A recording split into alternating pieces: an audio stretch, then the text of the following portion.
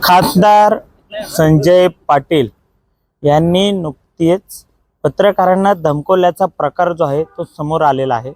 On camera त्यांनी प्रसार माध्यमांसमोर पत्रकारांना धमकवण्याचा प्रयत्न केलेला आहे। त्याचे पत्रकारांच्या माध्यमातून निषेध केला जात आहे। आपल्यासोबत बोलण्याकरता रायगड जिल्ह्यातील काही पत्रकार आहेत। काय सांगता आपण, खासदारांनी असं काय वक्तव्य करणं योग्य काय वाटतं पत्रकारांच्या बाबतीत? हे योग्य नाहीच आहे आणि अशोभनीय आहे। ते एक संसदेमध्ये जनतेचे प्रश्न मांडणारे खासदार आहेत। त्यांना समजायला पाहिजे की आपण कुठल्या भाषेमध्ये आपण कोणाशी बोलतोय आणि काय प्रश्न वेगळा विचारला होता। तुम्हीच ठाकरे गटातून शिंदे गटामध्ये तुम्ही प्रवेश करताय, या संदर्भातच आपले जे काही बेडेकुडे आहेत त्या संदर्भातच पत्रकार तुम्हाला विचारत होते की या संदर्भात काय बोलाल आपण, आपली काय प्रतिक्रिया आहे। मग एवढं चिडण्याचं कारण काय होतं? जे जनतेसमोर आहे तेच ते विचारत होते आणि त्यांनाच तुम्ही आवरतच्या भाषेमध्ये शिवी देताय, ठार मारण्याची धमकी देताय आणि पुन्हा कॅमेरा दिला तर माझ्याशी गाठ आहे आणि तुम्हाला ज्या ठिकाणी जायचं जा, तिथे कंप्लेंट करायची करा। अशा पद्धती ही मस्ती नक्की आली कुठनं तुमच्याकडे? ह्या आधी तर तुम्ही अशी कधी भाषा वापरलीच नाही। मग आम्ही असं म्हणायचं का सत्याचा तुम्हाला मात चढलाय म्हणून तुम्ही अशा पद्धतीचं वर्तन करताय? आणि जो चौथा स्तंभ आहे पत्रकार हा नेतृत्वांना पण वाव देत असतं बोलण्यासाठी आणि जनतेलाही जनतेचा प्रश्न वेशीवर टाकण्याचं काम पत्रकार करत असतो। तेच काम ते करत होते, जे आमचे काही बंधू आहेत पत्रकार तेच करत होते। मग त्याचा राग एवढा घेण्याचं कारण तरी काय होतं? मग आपल्या ह्या प्रवेशामध्ये काय खोट आहे का? धमकवलं जातंय, पत्रकार सुरक्षित आहेत का? आपण जर पाहिलं तर पत्रकार हे सुरक्षित नसल्याचं दिसून येते। खासदार संजय दिना पाटील यांना पत्रकारांनी प्रश्न केले असता त्यांनी अर्वाच्य आणि शिवराल भाषेमध्ये धमकी देत शिवीगाळ केलं। अशा या त्यांच्या वृत्तीला, त्यांच्या वागणुकीला आम्ही सर्व पत्रकार बंधू निषेध व्यक्त करतोय। त्यासाठी आम्ही खालापूर पोलीस ठाणे तसेच उपविभागीय कार्यालय येथे आम्ही निवेदन दिले आहे आणि संजय दिना पाटील यांच्यावर कठोर कारवाई व्हावी अशी आम्ही एक मागणी करत आहोत।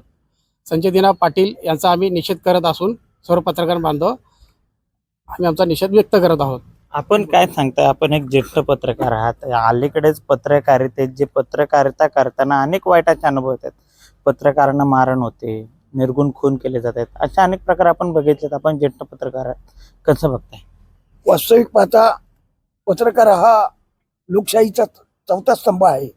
त्याला अभिव्यक्ती स्वातंत्र्य असताना जे परखड लिखाण होतंय, परखड त्यांच्या बाईट घेतल्या जातात, यावर जे गुन्हेगारी संबंधातले जे लोकप्रतिनिधी आता दिसत आहेत हे धमक्या देत आहेत आणि त्यामुळे पत्रकाराला हे संरक्षणच राहिलं नाही।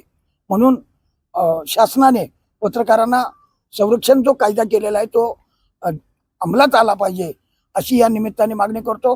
त्याचबरोबर कालचं जे वक्तव्य होतं संजय दिना पाटलांचं, हे लोकप्रतिनिधी असताना, पत्रकारांना अभिव्यक्ती स्वातंत्र्य असताना, प्रश्न विचारण्याचं स्वातंत्र्य असताना त्यांनी जे अर्वाच्य भाषेत, असंसदीय भाषेत जी शिवीगाळ केली त्याचा आम्ही सगळे पत्रकार आम्ही निषेध करतो आणि त्याचा निषेध करण्यासाठीच खालापूरचे PI पोलीस स्टेशन आणि DYSP साहेब यांना आता आपण निवेदन दिलेलं आहे।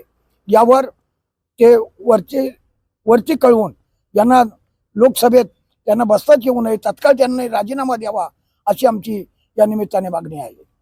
पत्रकारांना कुठेतरी संरक्षण आजकाल भेटत नाही, संरक्षण मिळालं पाहिजे पत्रकारांना आणि असे धमकवण्याचे प्रयत्न होत आहेत।